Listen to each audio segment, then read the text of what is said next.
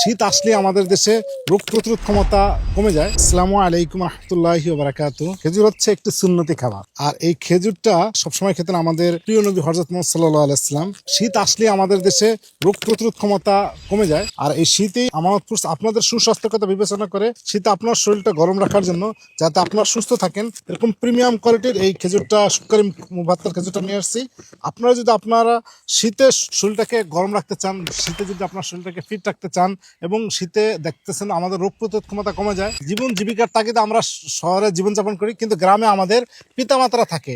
এই শীতে তাদের পিতামাতাকে যদি আমরা সুস্থ রাখতে চাই বা তাদের শরীরটা একটু গরম রাখতে চাই, আমরা তাদেরকে যদি এরকম এই সুকারি মুবাত্তার খেজুরটা দেই, ইনশাল্লাহ তারা এই খেজুরটা খেয়ে তারা আমাদের জন্য দোয়া করবে। আমরা ইনশাল্লাহ সব থেকে ভালো মানের এই মুবাত্তার খেজুরটা দিচ্ছি, কারণ শীতে আপনি যদি নিয়মিত এই খেজুরটা খান, ইনশাল্লাহ আপনার শরীরে রোগ প্রতিরোধ ক্ষমতা বাড়বে, আপনার শরীরটা ঠিক থাকবে। আপনারা যদি এই বিশেষ অফারে, বিশেষ ডিসকাউন্টে এরকম এই ফ্রেশ কোয়ালিটির এই মুফাত্তাল খেজুরটা নেন, ইনশাআল্লাহ আপনারা বিশেষ ডিসকাউন্টে পেয়ে যাবেন। তা আপনারা যদি এরকম ভালো মানের খেজুর নিতে চান, তাহলে দেরি না করে এখনই অর্ডার করুন।